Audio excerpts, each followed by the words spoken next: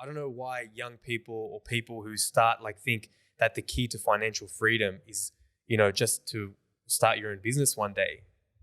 It's actually quite risky. And like, yes, financial freedom is important, but you can do that in investing, you can do it in property, you can do it a whole other way. So I just sort of want to clarify, just to kind of push back on that hustle culture, that you don't necessarily need to do that. Everything happens for a reason, but if I had an environment... Welcome to the Marketing Mentors podcast, brought to you by RedPandas Digital. I'm Tasha Dalbianco, and today I'm joined by a very, very, very, very special guest. Not only is Moby the CEO of RedPandas, he's our lead strategist. He's my bestest friend. Not best friend.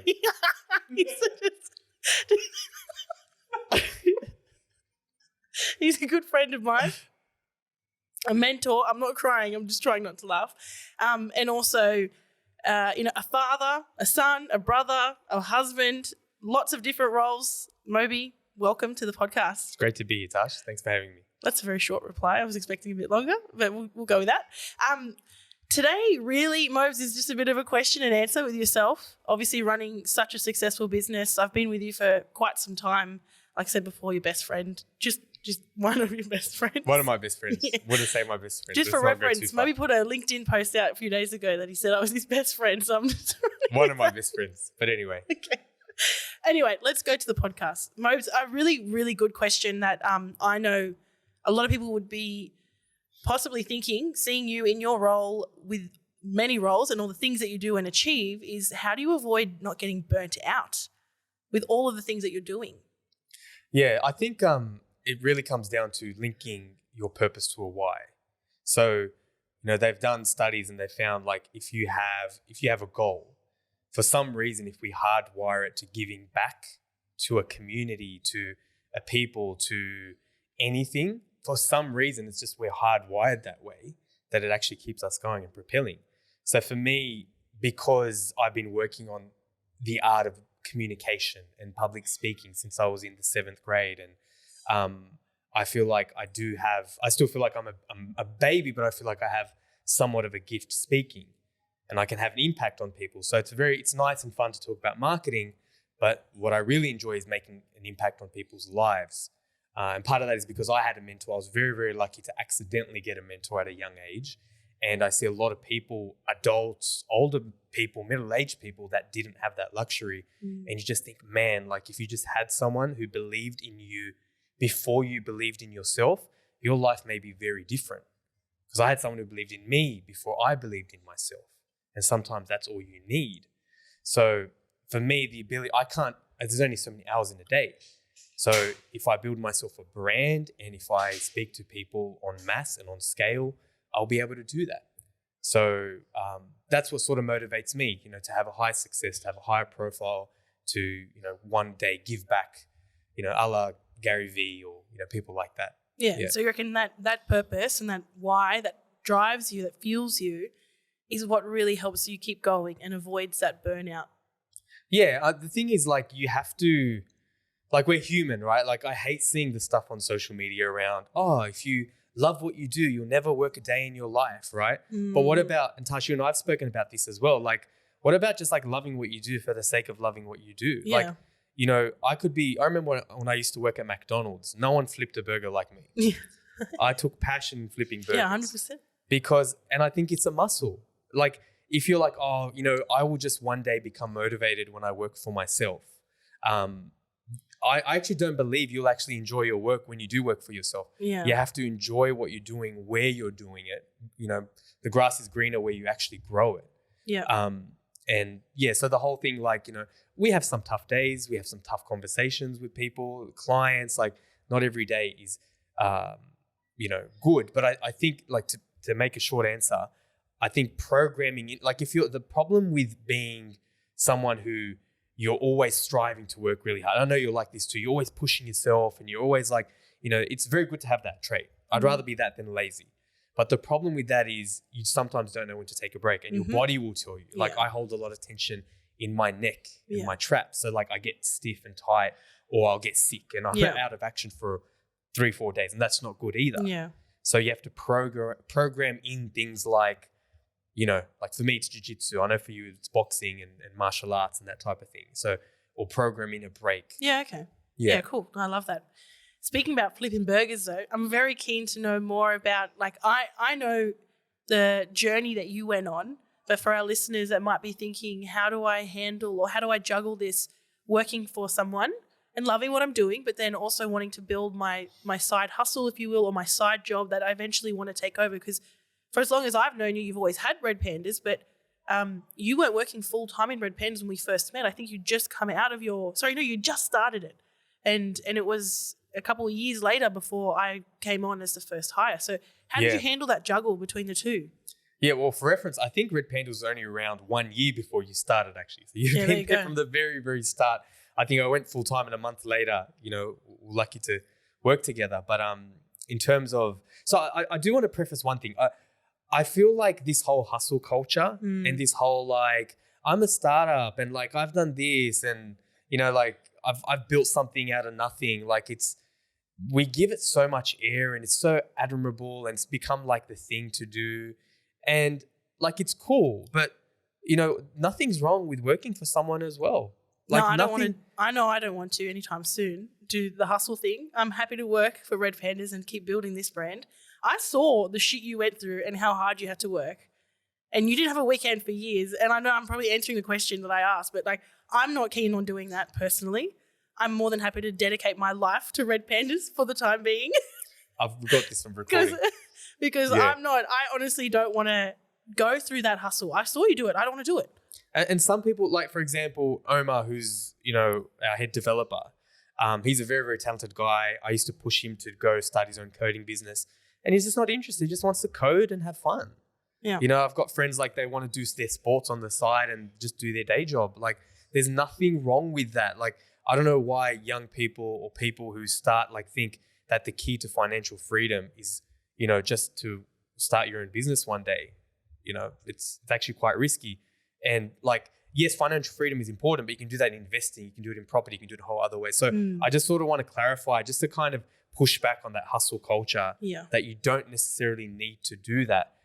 Everything happens for a reason. But if I had an environment where I had everything I needed and wanted, I probably wouldn't want to start a business. Like, I just felt stifled. I felt like I wasn't being creative. I felt like, the jobs that we're at, I wasn't living my true potential. So, but going back to your question, essentially, the thing is, like, people don't have to just take a big jump. When I started RedPandas, I think I already had my second child by then. And she was a baby, and I already had my son, who was a couple of years old. So, I can't just take the risk and leave. So what I did was I found a job where I could work 4 days a week. And this is well before COVID. Like, now things are so flexible and it's so open now, but I'm like, okay, cool. Let me just work 4 days a week. And then I worked 1 day a week, midweek. And, like you say, 2 years, I didn't have any Saturdays. Yeah. And, like, and I think we'll get into this later, like, parents, we have guilt. We have this guilt that we just can't shake. So for me, I had to say to my wife, I'm like, look, Soph, next 2 years, like, for the foreseeable future, my Saturdays are gone. Saturdays are cancelled. Do not ask me, because I'm going to feel pressured and guilty every time you ask me. I'm out. Yeah. Family members, whatever, I'm out, So then I did 4 days a week. Then I dropped down to 3 days a week. And then what actually happens, and I say this with everything, like, anytime you have a breakthrough, the tension precedes the breakthrough. Anything in life, like a difficult conversation, you're leaving work, relationship, the tension always precedes the breakthrough. Yeah. You're like, the breakthrough. So you have this point where you're juggling your side hustle and, whatever you do for a day job. And then that's when you sort of can make that plunge where you kind of feel like you're going to let both things down. Yeah. That's when you take the plunge, and that's when you invest in yourself and you go from there. Yeah. It's impressive. Anyway, thanks for that, Moby. I appreciate you sharing that. What we were talking about, you mentioned on parenting, and that's something that obviously I can relate to fairly recently, but also I think it really changes your lens as a business person in general, as a professional in general, when you become a parent and having to deal with a job, whether it be full-time, part-time, casual, working for yourself, working for someone, but also being a parent. My question around is obviously that, but how do you handle switching between dad mode and CEO mode? I still struggle with it now in my 30s. I really struggled in my 20s. Like I had a kid by 25 and the next one by 26, and I was already juggling a business, and I dealt with an immense amount of guilt because I didn't really juggle it. I really, really struggled juggling it. And like, I sort of just, I feel like, I might have missed some years of my kids growing up because I just put so much pressure on myself. But I think the key thing is compartmentalize, because it's actually quite funny. It's kind of like, the same reason why people don't like taking holidays, or they don't like taking breaks, or they like working through. Like, what they don't realize, you're actually not productive. You're more productive if you take a holiday. You're more productive if you take a break and you recharge your batteries. It just does not make sense when you just go all in.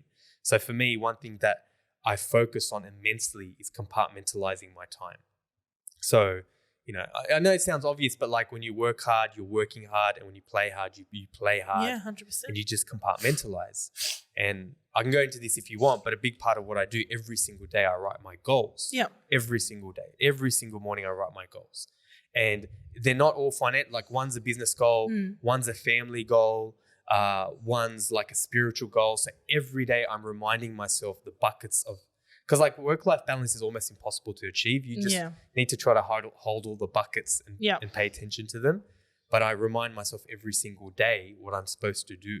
Yeah. And that, helps me compartmentalize what I need to do. Yeah, I really like that. I think, I don't know who or when or where I read this, but someone, maybe at Impact, they have this rule where between like 5 p.m. and 8 p.m. they just do not disturb every day, like of the work week. And I was like, oh, that's interesting, because often I might find myself some nights working till 6, and it's like, that's, for me with a 2-year-old, that is like, well, she's not 2 yet, she's 1.5. She's not 2 yet. That's like the witching hour. That's the time she needs me the most. So when I first came back to work and I had her there looking at me, wanting to be with me, but I also had these emails and deadlines, I was like, hold on a second, that deadline's not going to change in the next 2 to 3 hours, but my child right now is like crying for her mum. I'm just going to be with her right now. And I think that, like, to your point, compartmentalizing, saying, no, between this time, I need to focus on Zoe and only her. And I had that tension inside of me. Like, I was so stressed. It's like, but I need to get my work done. And then that stress was feeding onto her, and I could see her just getting worse. So it's funny how I did it without not realizing what I was doing. The big problem of equality is that actually things aren't equal. Yeah. Like, whether or not any society you look at, unfortunately, women take the brunt of raising the child and taking care of the household and, working as well. I'm not saying that's the way it should be. Like, for any feminists who are about to have, pitchforks at my door, I believe in sharing duties, but even as much as possible, like it's, especially with a mother who has young children. And Mobes, it's also it's physically impossible to be equal. Like, our bodies are designed to be mothers. Do you know what I mean? And history has told us that women are more are suited to be mothers because it's the way and generally, we're built. Like, there are situations where the fathers take, the mothers are the main breadwinners and the fathers take the bulk, but that's quite rare, actually. It's quite rare. So unfortunately, equality has pushed this message to women that, like, they have to compete with men, and that's just not fair. No.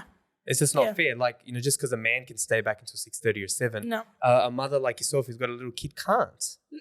You know what I mean? They just can't. Yeah. So unfortunately, society has created that problem a little bit.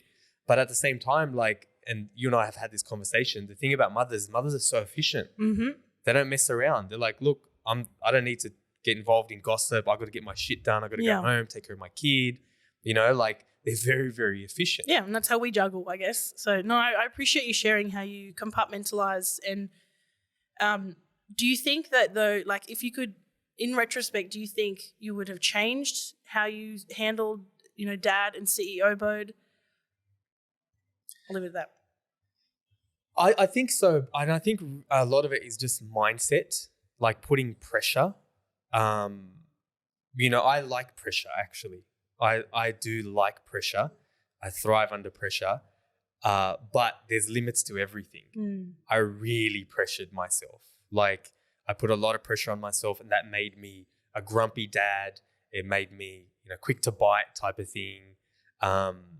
And I felt like in my mid-20s when I had young kids, I didn't enjoy them as much as I could have because I felt like I was just a bit snappy and I just put so much pressure on myself.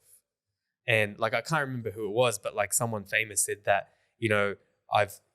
most of the bad things, I've experienced bad things in my life, only some of which actually happened. And it's so true. Like, we put so much pressure on ourselves. This could happen, this could happen, this could happen. The stakes are so high, Whereas sometimes it's good to plan. I'm a big goal planner, but just look at what's in front of you and not stress yourself out, and like appreciate life, appreciate your kids, appreciate what you have. Yeah. And the other thing too that I've really changed my mindset now in my 30s compared to my 20s is that we always think the next destination is when we'll be happy. Yeah. When I get this car, or when I get this job or this amount of money. But if you look back now of what you've achieved and you look back 10 years before and you ask yourself, do you think that's when you'll be happy? You say, yeah, I will. But you are where you are and you still feel. Yeah. And I was saying this to you, not to get too deep, but I was talking to yourself not too long ago. I'm like, this might be the happiest time of our lives. Yeah. Like, when I look at my kids still listen to me. Mm-hmm. All the grandparents are alive. One day they're going to pass away. Like, the more money I have, the less time I'm going to have to spend it. Yeah. So it's a balance of appreciating being happy what you have. Yeah. And, like, reaching your goals. You can have it both ways. You can have these are my goals. I want X million, et cetera, et cetera. You can have that. And you write that every day and you remind yourself, but also remind yourself that I'm already freaking happy. Yeah. I'm already there and I need to enjoy this journey. Otherwise, you're never, ever going to be happy. Yeah, I love that. And when you shared that advice to me years ago, I think that also shifted my mindset. You do have to remind yourself of that, though. I think it's natural for people that do have big goals and that are ambitious people. It's easy to get caught up in there, but I'm not there yet. And like, how much longer is it going to take until I get there? Because you're so keen to be there. And then it's just reminding you, it's like checking in with yourself to say, no, you're cool, you're good, like you're smashing it. Just take a breath and enjoy this time with your family or with your work or whatever it might be. With that said, I really want to hear, lastly, a piece of advice that you would give to a young person or someone coming into this industry new. So obviously, we're in digital marketing. You've been in marketing for forever. I was going to say the dinosaur because you're not a dinosaur, but you've been around for a while. So you've got a lot of expertise in the space and you personally mentor me. So you're full of good advice. What is some advice you would give to someone young or freshly starting in this industry? So I think firstly for young people, and we see this a lot, Tash, obviously you're a leader at RedPandas, so you see that next crop of young people coming through. The advice I'd give to them is like, you don't have to figure it all out. You don't need to have figured it all out right now. Like if you're in your 20s, and some people who are actually a little bit more aware, they'll be like, look, I actually don't know. Like we've interviewed people, and in interviews, you're supposed to be able to answer that question to where do you see yourself in 5 years or what are you trying to achieve? And, it might have been Elena, one of our digital marketing consultants. She answered really honestly, like, I'm not really sure. Like, I'm interested in the world of digital and I want to sort of play the field of digital and figure it out and then, be able to, and I thought that was a great answer. It was like one of the best answers I've ever heard. So for a young person, you don't need to figure it out. What I would say is attach yourself to a team or a leader, like somewhere where you're going to be motivated and you're going to have fun and you're going to be challenged and you're not the smartest person in the room. Yeah. You know what I mean? Where you're actually going to be challenged and develop that skill and muscle at a young age. At the same time, not being taken advantage of too, because I was taken advantage of a lot in my young age. Balancing that. Now, someone coming new in the industry, I think it comes from the best piece of advice I'd say, and honestly applies for everything, is having a growth mindset. Yeah, nice. So the difference between a growth mindset and imposter syndrome, like imposter syndrome is like, I don't know what I'm doing. I'm going to be found out. I'm going to be found out that I'm a fraud or whatever. Yep. I don't know what I'm doing. Yep. Growth mindsets is, I haven't figured it out yet, but I'm going to figure out how to do it. Yeah. Like this is the problem. I don't know what I'm doing yet, but I'm going to figure it out. And just having that lens, that frame, and like saying, okay, how do I figure this problem out? That really propels you, not only in digital, but I think any field, starting a new business, any venture that you will ever have. Yeah, love that. Thank you, Moby. I think that that first tip as well for the the younger ones, you don't have to know where you're going yet. That's like growth mindset as well.